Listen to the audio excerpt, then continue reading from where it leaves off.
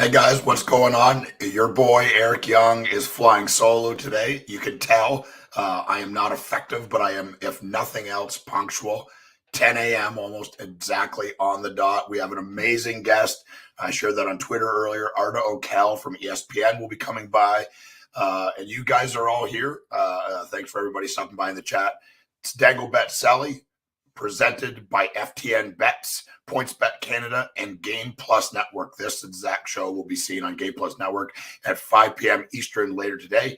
You can watch it live on YouTube. You can watch it live on FTN Network. You can watch it however you want to watch it. But please click subscribe, like, share, retweet. Get the word out there about this amazing community we're growing. We're getting down to the nitty-gritty. 4 teams left. 2 games in the semifinals are underway already. The last time we were with you was just before the Colorado and the Colorado and Edmonton Oilers series. I said that Colorado would win that game. I was right there, but I did not expect the pushback from Edmonton. 14 goals in total. I think that tied an NHL record.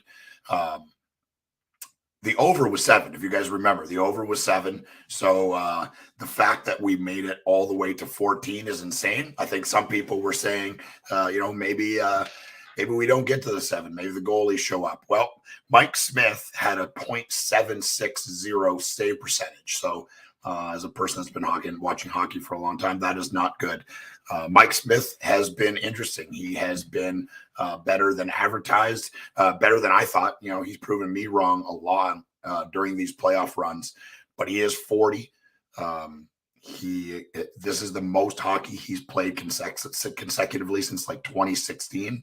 So it does worry me that fatigue and possibly injury, stuff like that. Koskinen is not going to get it done either. But on the other side of that, Kemper and Francouz were not a whole lot better, enough better to win the game. But the reality is Mike Smith is going to have to be better for Edmonton to compete in this series.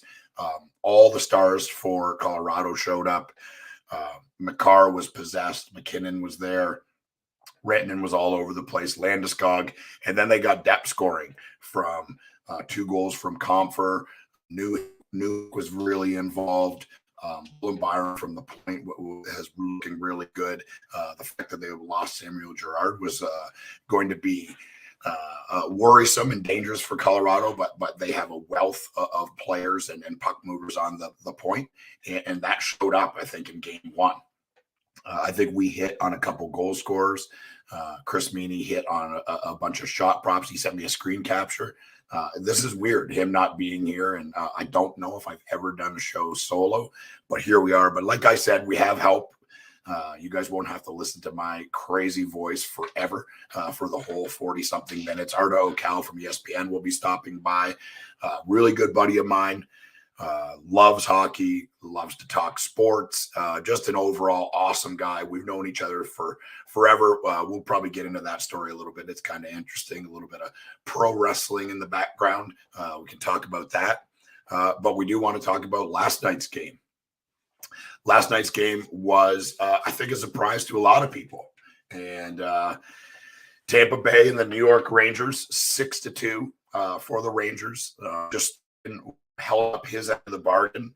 And I can say that Vasilevsky probably did not. I mean, the Rangers played really, really well.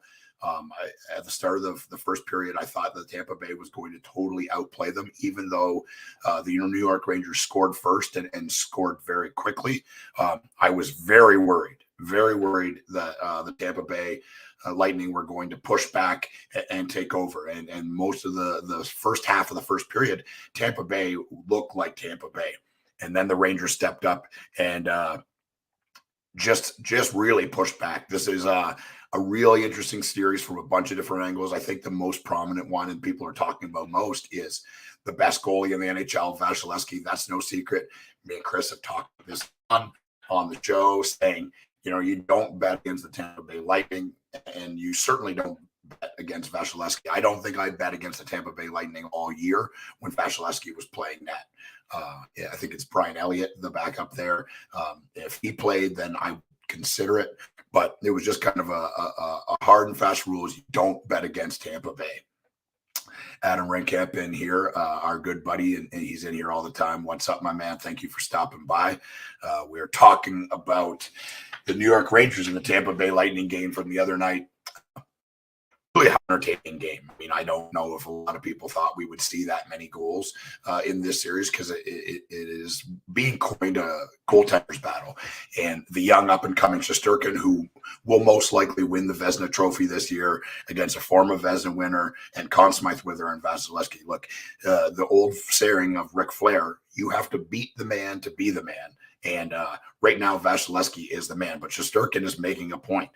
That's one game. They've got a long ways to go. I believe that this series will run deep. We talked about it on the show last week, that we believe that this will be 7, and I'm still sticking to that. I really have no dog in the fight. I said that Tampa Bay and Colorado would play for the Stanley Cup. That was my guess at the start of the season. I'm getting really close to that. I didn't bet anything on that, but what I did bet on is the New York Rangers to play for the Stanley Cup, and that's getting dangerously close. So we're definitely going to have to make it a tradition where I drink heavily and then I do a bunch of future bets before the season starts on who I think is going to play. A lot of bad ones in there. The Ottawa Senators were in there. The New Jersey Devils were in there. Not a bunch of money, but a little bit of dollars here and there on long shots on teams that I thought would improve. I think those teams improved, but they certainly didn't make the playoffs, and they certainly won't be playing for the Stanley Cup. A couple interesting things about the Tampa Bay and Rangers game stuck out to me was the kid line again, kind of carrying the mail for the Rangers. Yes, Sabinajad and Kreider, of course, that's their top line. Everyone's expecting them to produce. Everyone's expecting them to show up, and they did. But I think that third line of Capo Caco, Lafreniere, and Hito really, really showed up. They are noticeable. Lafreniere, for me, has been a guy that I've been following for most of this season. I think he has improved kind of like game in and game out throughout the season. And everyone's like, oh, he's a bust. He was drafted in the first round. And I said this in the last thing. He's a child. I don't even think he can buy a beer yet in the United States. I don't think he's quite 21 yet. He's got a man's body for sure. He's a big dude, skates like the wind, can really fire the puck, and has been highly, highly involved. Love watching that young line. It's an interesting story of, we've seen this before in the NHL, these young lines and coaches putting these young players together to play together. And the biggest reason is that they don't defer. They're not playing with another star or someone that has more experience or someone that, is a more prominent player on the team. They're all on even footing, and that's how they feel. And they all were highly drafted, highly sought after, and highly thought of players. And it's starting to come together. Kakko is definitely bringing up the rear there. He is the odd man out on points production, but he is noticeable when he's playing. He's doing the right things, and these kind of things don't happen for offensive players if everyone's not doing the right thing. So that's a really fun storyline to follow in this one. Really fun part of this series, part of the New York Rangers path through the NHL playoffs. And I would say that they are, they're on. They're in a lucky spot, the Rangers. I don't think even the Rangers thought that they would be this far. I think it's they're ahead of the thing. I think it was 3 years ago they sent out a letter to season ticket holders saying there's we're in a real, this is going to 5 years or 9 years, and they could possibly be playing and winning the Stanley Cup this year. I'm not saying that's going to happen. I'm saying that that's what my wallet wants to happen. Daniel H, good morning, y'all. Keep the foot on the gas of the Tampa Bay next time. Rough start, rough night last night for sure. Look, at Tampa Bay is going to push back. Tampa Bay has experience. Tampa Bay has leadership. Tampa Bay has maybe the best coach in the NHL, and John Cooper. They will push back. Show us the jersey. Here we go. It's the Rangers. We got the Rangers tarp on today. The bench clears tank top because it is hot in Nashville, everybody. It is very warm, and I sweat like a pig as it is. And when I'm in here, I got the lights on and computer running and the iPad going and the phone going and all the electronics pumping. Got to stay cool. And supporting the Rangers. I don't, like I said, I don't really care who wins or who wins the Stanley Cup. I want there to be good hockey, and there has been. Do I think we see 14 goals tonight? I do not.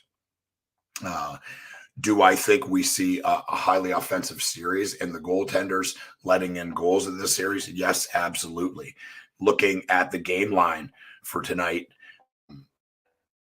I think it's enough time. I'm trying to get into it here. Let's see. We got Edmonton is plus 170 to win tonight. I think that's interesting. I think they push back. I think, again, Connor McDavid and Draisaitl put this team on their back like they've been doing all playoffs. And we can't not talk about Evander Kane. All personal stuff aside, I'm not here to talk about if he's a good teammate, if he's a good person, none of that stuff. And the reality is none of us really know. He has a track record of being a problem child and being a distractor. There's no doubt about it, but he's young. And I feel that this is, part of his maturing process. And the hope is that he turns into this player that we all thought he could be. And it's happening in front of our eyes. Evander Kane is on pace to break playoff goal scoring records that have been in place for years and years. I can't remember the exact numbers, but I think he's on pace to have 24 or 28 goals in the postseason if they make it all the way to the Stanley Cup playoffs. So that's a super interesting thing. The over is 7.5 is the over under in this game. Vegas, a giant city doesn't exist in the desert looking like that because we win, guys. Vegas saw that the last game had 14. It went from 7 to 7.5. So look, I've said this all year and I'll continue to say it. It's no fun betting on the under. And if I was a gambler, and I am, and I'll be gambling on this game, I would be betting the over again here, 7.5 for these two teams. It's a high number, I think it can be done. I think that Mike Smith is going to struggle. I believe Darcy Kemper is going to struggle again, and I think 7.5 can be obtained easily. Do we get 14? I don't think we're going to get 14, but I think we could hit double digits again, 10, 11 goals. So that makes for exciting hockey. Here in the United States, that's what people want to see. They want to see goal scoring. They want to see back and forth. They do not want to watch defense. They do not want to watch the trap. They do not want to watch even good goaltending because most people, and me included, goalie play and goalies are voodoo. They're weird people. It's hard to understand who's good and who isn't. Obviously, analytics and numbers are pushing up. Adam Rankemp says Kadri is on another level right now, making Ryan Nugent-Hopkins look silly. Yeah, there's no doubt. Kadri has found another gear. We talk about MacKinnon and we talk about Connor McDavid, and I think a lot of that has to do with their skating ability. Like when those guys get the puck and they 2 or 3 strides, they're just at a different speed and they're at a different level of ability skating wise, and that jumps off the screen. Kadri is a good skater. He's not a bad skater, but he's not on the level of them. But he has been all over it. He's been all around it. I couldn't imagine being an ethnic person like him and dealing with the stuff that he had to deal with in the St. Louis thing. And it's sad to see it. And he said like it's something he's got really good at pushing it away and then continuing on and ignoring it. And that sucks. And that's sad. But this is the world we're living in, and hopefully we can all be better. Looking here at the playoff batter. Well, here we go. Our friend Arda OCAL from ESPN, a buddy of mine since 1999, which is a long time, is in the house here on Dangle Bet Celly. We're going to be bringing him in, share his thoughts on both game ones, what he thinks could possibly happen tonight, who his goal scoring favorites are. I bet on goal scorers because I'm a crazy person, Arda, and it's not a lucrative business to be in, but that's kind of the mantle I've taken. How are you, my friend? What's going on? Good to see you, first of all. And I've known you being a crazy person since 1999, like you said. So it's no surprise to me that you're betting on goal scorers. Yeah, I'll say that I'm probably in the positive, which means I've done very well for myself because everybody that knows gambling and knows hockey, predicting who's going to score is a errand, and you are looking at a fool. Man, this is super cool to have you. This is my first time hosting the show by myself. I normally have my captain, Chris Meany, but he's on vacation. So here we are again, talking hockey. I think the last time we saw each other in person, I think you shared the video a couple weeks ago. We played little stick hockey at what was that? It was the Winter Classic. The game, the Winter Classic, but it was the weekend. It was the night before, right? It was the alumni game at Tigers Field, and I think I beat you. I'm pretty sure. That's you would remember it like that, wouldn't you? You would just spew lies. Accurate. Listen, it's your show. I'm your guest. Like, what am I supposed to do? Dispute this? Of course you would say that. Right. Yeah, of course I would say it. I think the reality is it's so long ago because we're both old now, as neither of us can remember. But dude, it is an absolute honor and a pleasure. You've been killing it on ESPN. I see you drinking coffee as I am. I don't imagine you got a lot of sleep. Maybe last night was the first night. The game was kind of over at a decent time. I'm sitting there and it's done and it's like 10:30. It's like, well, do I go to bed now? I think I'm supposed to stay up past midnight. That's kind of been my thing. So yeah, you're burning on both ends, man, but proud of you. You guys are killing it over at ESPN. It's been really cool to see the NHL existing there again. And I think the sport and anyone who follows it will be better because of it. Yeah, it's been a crazy year, man. I mean, honestly, you and I growing up in Canada, hockey's kind of part of our fabric, right? Kind of woven into our culture. And for me to be a part of it here now is really a dream come true. It's been an amazing year, and the playoffs have been incredible. It's funny because in previewing the playoffs as we came into it, the whole sentiment among anyone that I was talking to, past players, analysts, whoever, was, hey, scoring was up in the NHL this year, but don't necessarily expect that to continue into the playoffs. And well, it definitely has. It's been awesome. Yeah. I'm in team 14 give us goals. Yeah. I'm on team give us goals. I just want to be clear. Yeah, I love that too. And for you as working for ESPN and as an analyst and living, in the United States now as I do, that's what they want to see. You know what I mean? There is the reality of it. They want to see goals. The Colorado and Edmonton game was wild. I don't think anybody thought it was going to be like that, me included. Like I did think that it was going to be high.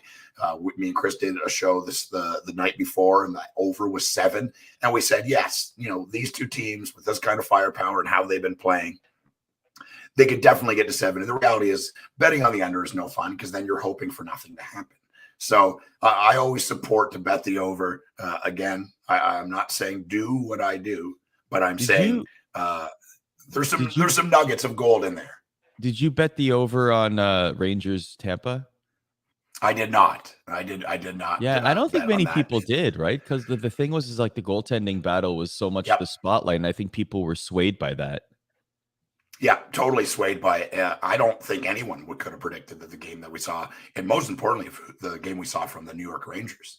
I mean, that was an impressive. That might be the best New York Rangers game I've watched all season. I watch tons of hockey. I watch probably 200 to 300 live games a year because I'm a complete lunatic and basically unemployed, which makes me ultra dangerous. And that game was amazing. I do want to get some of your thoughts on the Colorado and Edmonton game. 14 goals. We saw Mike Smith kind of turn back into a pumpkin. Like, look, game to game, it's going to be different. He's been impressive in the playoffs, but I was saying earlier, this is the most consecutive hockey he's played, I think, since 2016, the most games in a row. It's problematic, and it's no secret that Holland tried to get another goalie back-to-back. They played Markstrom, who they thought they had, and now they're playing Darcy Kemper, another guy that they thought they were going to get, and they ended up just going with Mike Smith and Koskinen, and here they are.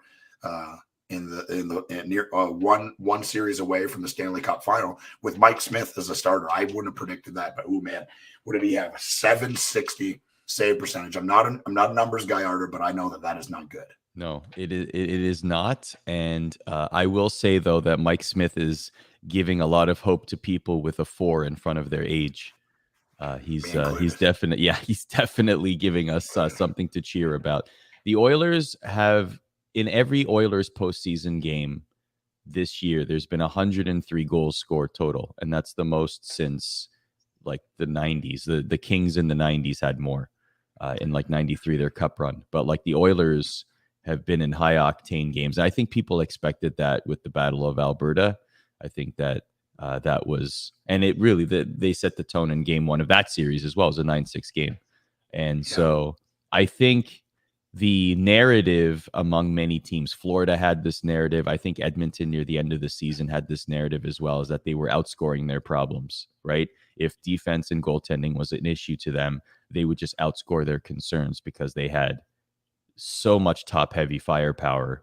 And that's pretty evident here too. I mean, the thing is that we always talk about depth, right? You were talking about the kid line and the Rangers and how they have been this boon of depth for their team. And that was their storyline this year, was can Lafreniere, can Kakko, the number 1, number 2 overall in their years, can they produce? This is their show me year, right? Like a lot of Rangers fans were thinking these two are not necessarily success stories right now. What are they going to show us this year? And they've been excellent in the playoffs in terms of depth, in terms of production. And game one, they were fantastic in game one against the Lightning. For the Oilers, they're top heavy. The players you expect to produce are producing. Look, Draisaitl had 15 assists in 5 games against Calgary. What? I mean, come on. Exactly. He's skating on one leg. Yes, he can't even skate, and he has 2 goals and 15 assists in 5 games. That is unbelievable. And I, like you were saying, that's an awesome point that you bring up. I know people love goal scoring. I love goal scoring. It's what I bet on because I'm a crazy person, like I said. But the truth is assists and secondary assists are equally as important. And Draisaitl, I mean, he's doing this on one leg. I mean, if you've ever been on the ice and tried to skate, knowing that it's nearly impossible just to move around, and the fact that he's doing it at the highest level at the NHL, and he's not only doing it, he's right in the top for points in the playoffs on one leg. I guess it's one ankle, whatever. I mean, I think I would probably have a hurt knee than an ankle with skating. It limits you big time. The fact that we're seeing just how cerebral and how smart of a player this guy is. He's got all the physical tools, right? He's big. He can protect the puck. He's a good skater. He's got that crazy big paddle stick. He can shoot. He's got crazy vision. But what we're seeing is how smart of a player he is, because there is no room for error for this guy when he gets the puck or he moves the puck or he receives the puck. He can't move. He can't move. So he has to be in the exact right place and make the exact right play at the exact right time. And we're watching it, man. And it's a gift. And like you said about the scoring, it's obviously up in the regular season, which was great and great for hockey, great for the first year of it being on ESPN and TNT. I feel that will only help to grow the game. And that's what we're for. I mean, some of the guys here welcoming you in, saying this is a group full of crazy people. Me and Chris are part of that fabric, and these crazy diehard fans that watch every game and live and die by every number and statistic and analytic and all this other stuff. So it's been really cool to see that it play over into the playoffs. So last night we got the Rangers and Tampa Bay. Now, did you predict that that's the kind of game that we were going to see last night? No, absolutely not. I'm glad I didn't bet on it. I would have bet the under also. It was funny. It's funny. Like, the sentiment among myself and analysts was that if we saw 7 overtime games with the score like 1-0 or 2-1 or 1-1 going into overtime, we wouldn't have batted an eye. We would have thought this was normal for this series, because the entire storyline was, there's a lot of fun storylines going into this. Like, Tampa's going for a three-peat and the Rangers are ahead of schedule and all of that. But really, it's Shesterkin versus Vasilevsky, right? The best goaltender in the NHL this season versus the best goaltender in the NHL probably of our generation, right? So it's like, okay, this is going to be a goaltending duel. And what we got was excellent production from the kid line and terrific, scoring from the likes of Kreider and Zibanejad and the people that you would want to put numbers up on the board. Panarin got on the board.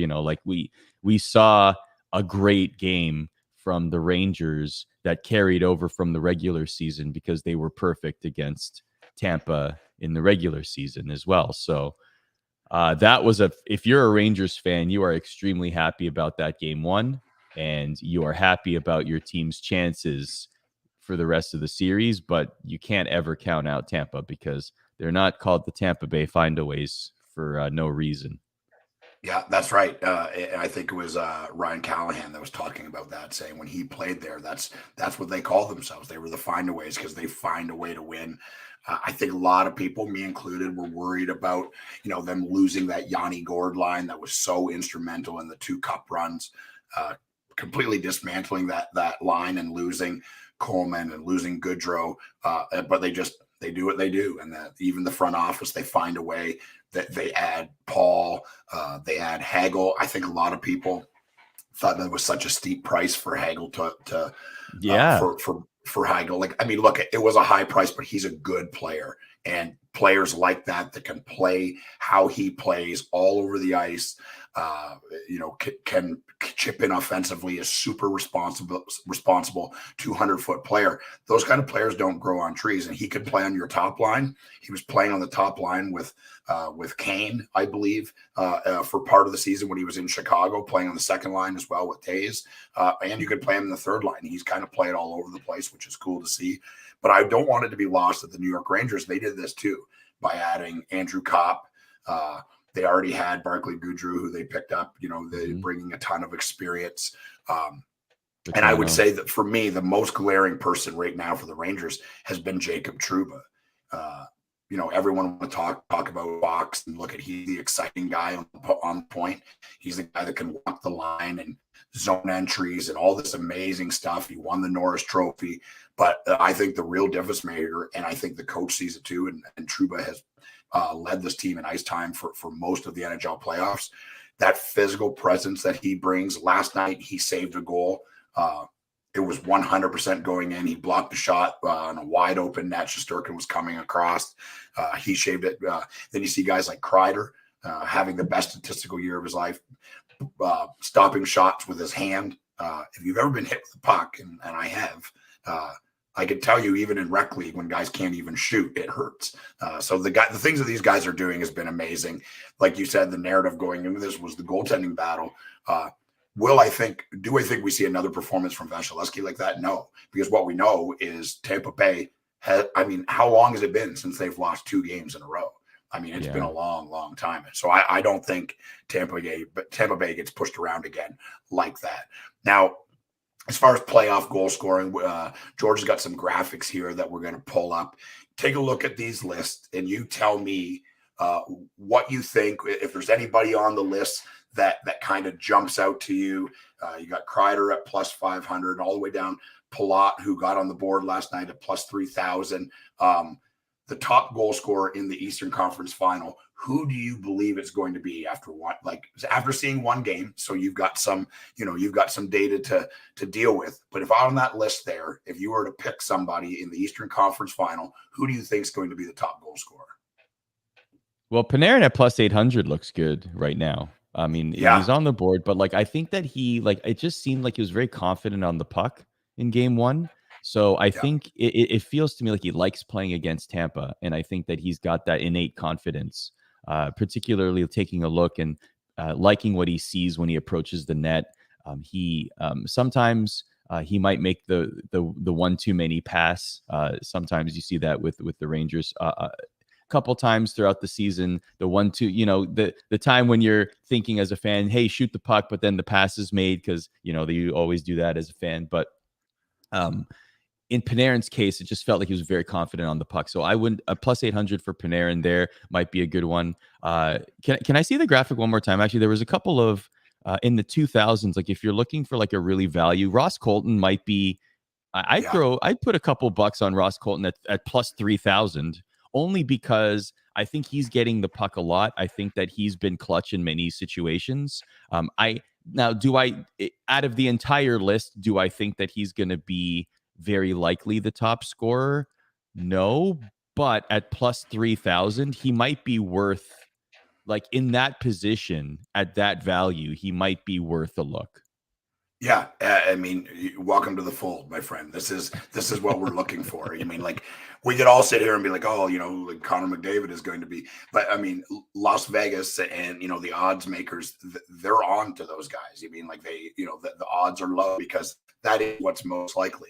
Mhm. If you want to really bet and really win, you have to find those off colors. And the truth is Ross Bolton. I think right now, I heard a stat thing last night, and it kind of blew my mind. He's tied for goal scoring for the most goals for the Tampa Bay Lightning right now in the playoffs. So, I mean, those odds and the fact that he's already tied for the most goals for the Tampa Bay Lightning is that's a juicy one. That's a juicy one. And said right by you that those are the odds, and the fact that he's that low and already tied for the lead is impressive.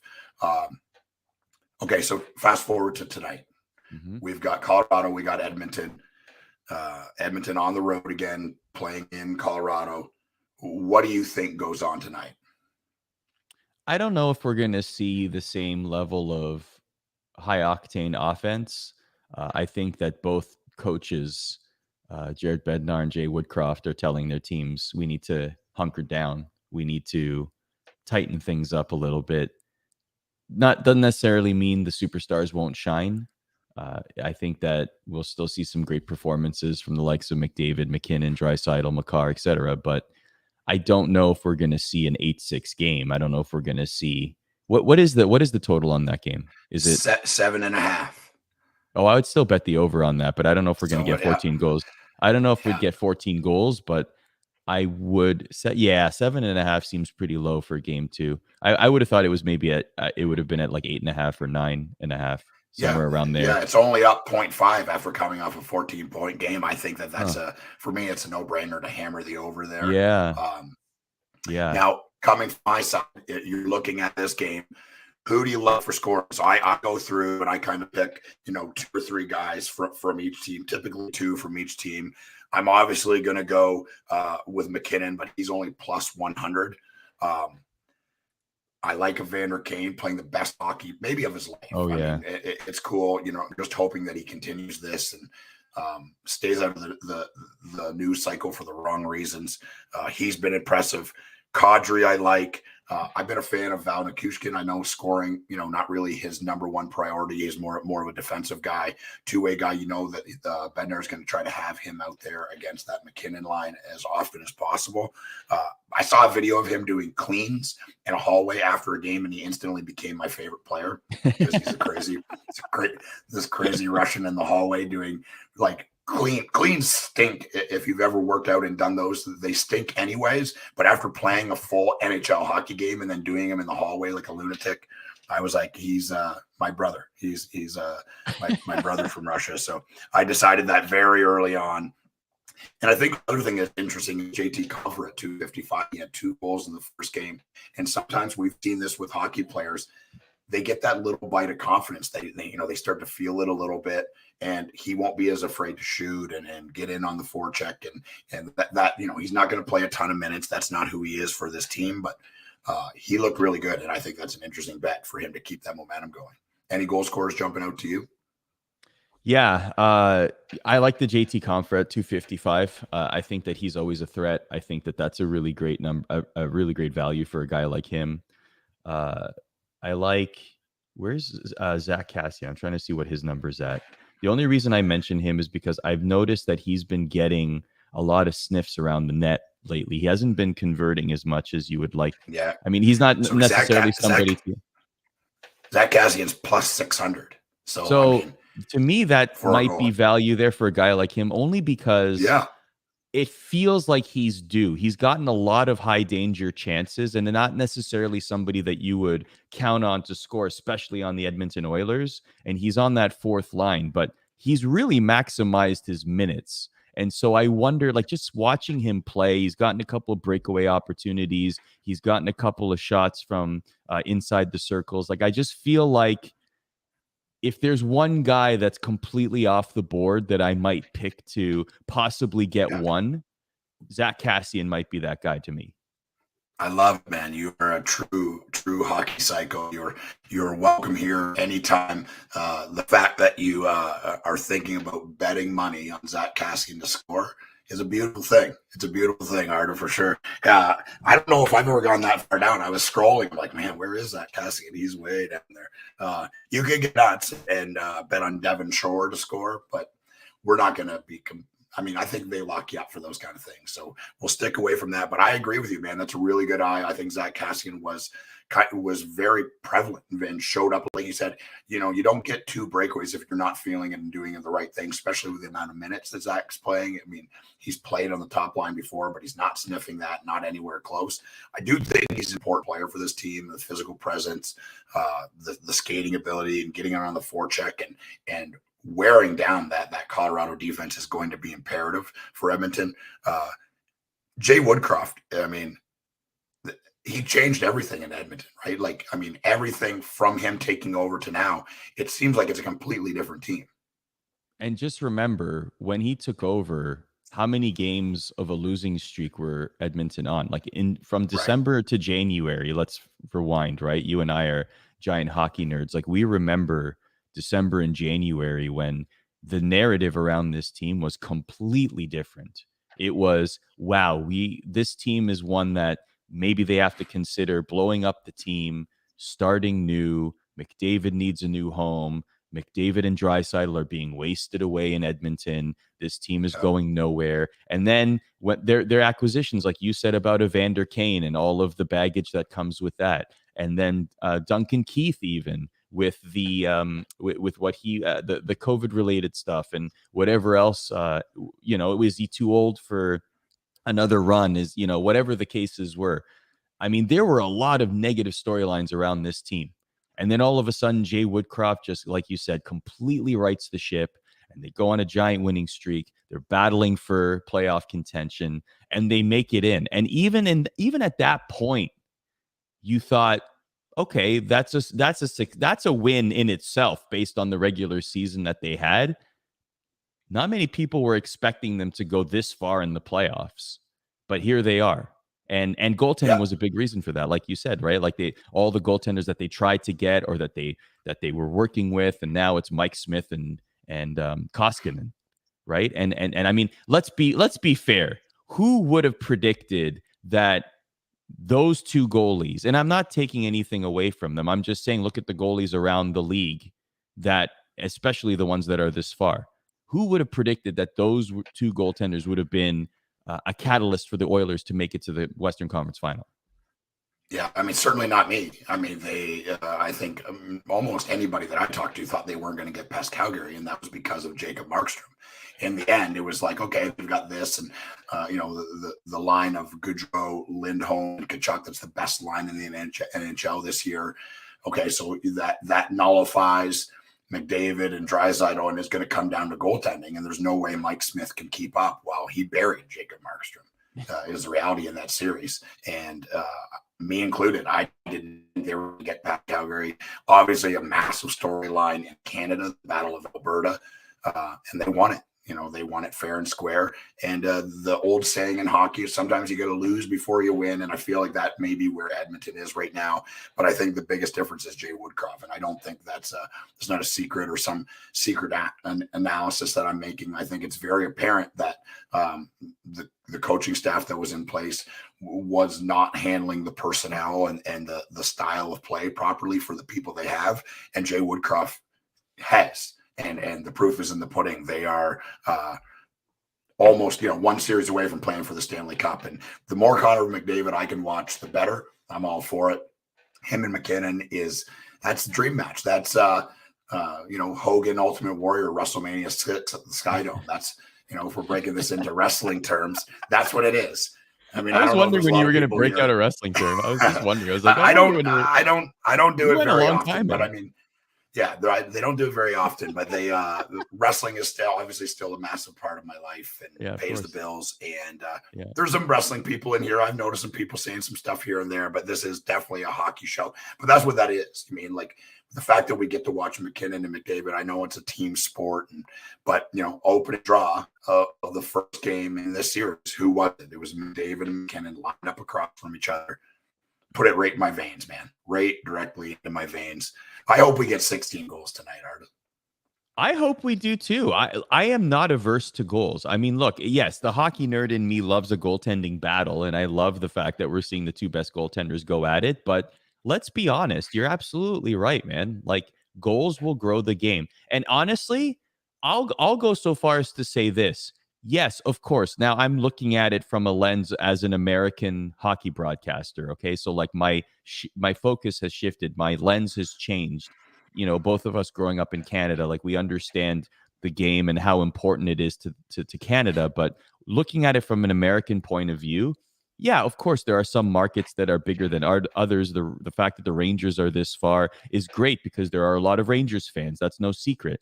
But to me, the one thing that is missing from hockey still, as compared to other sports, and we all know this as hockey fans, is the fact that it still matters more about the crest in front of the jersey/sweater than the name on the back.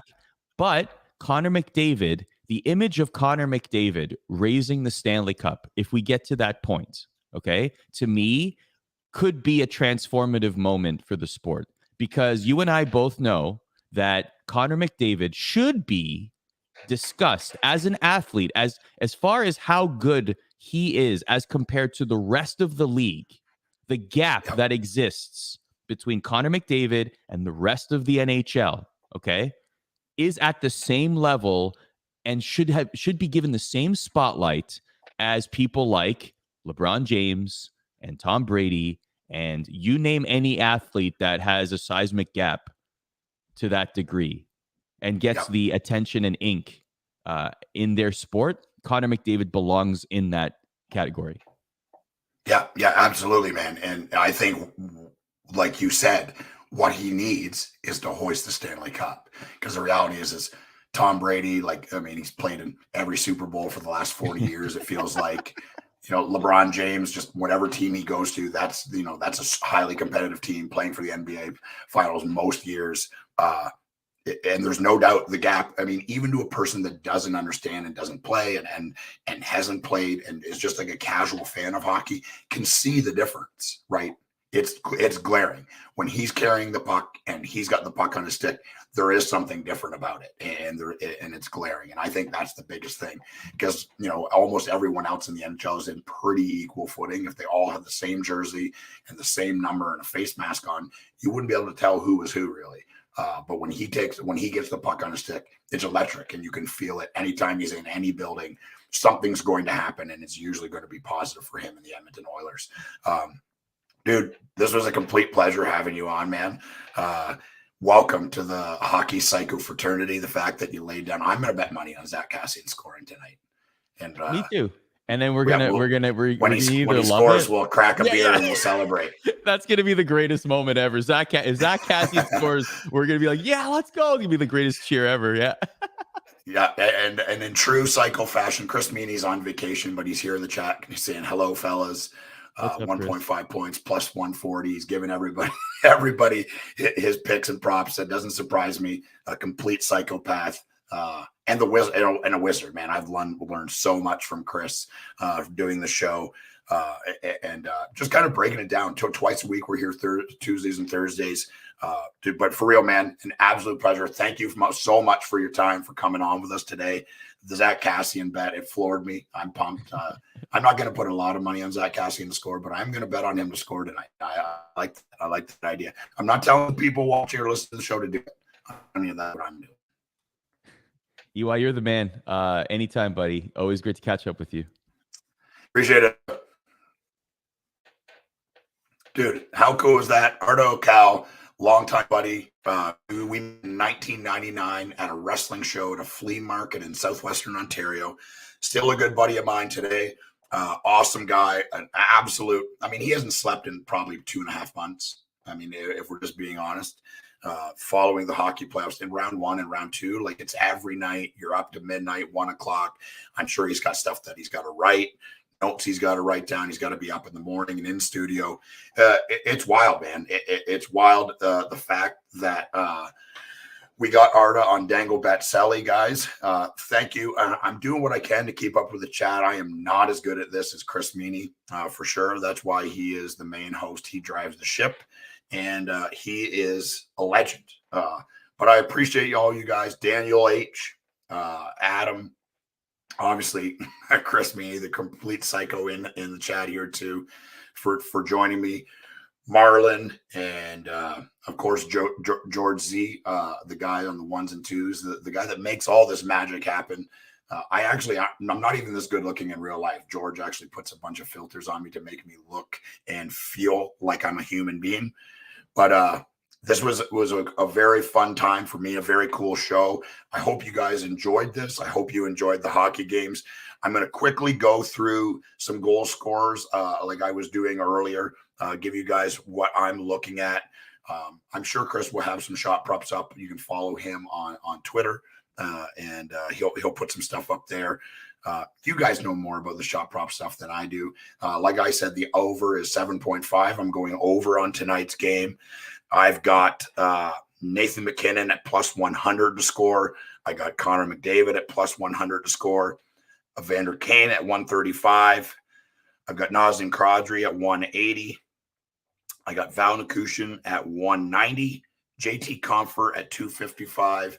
And me and Arda's favorite hockey player, Zach Kassian, at plus 600.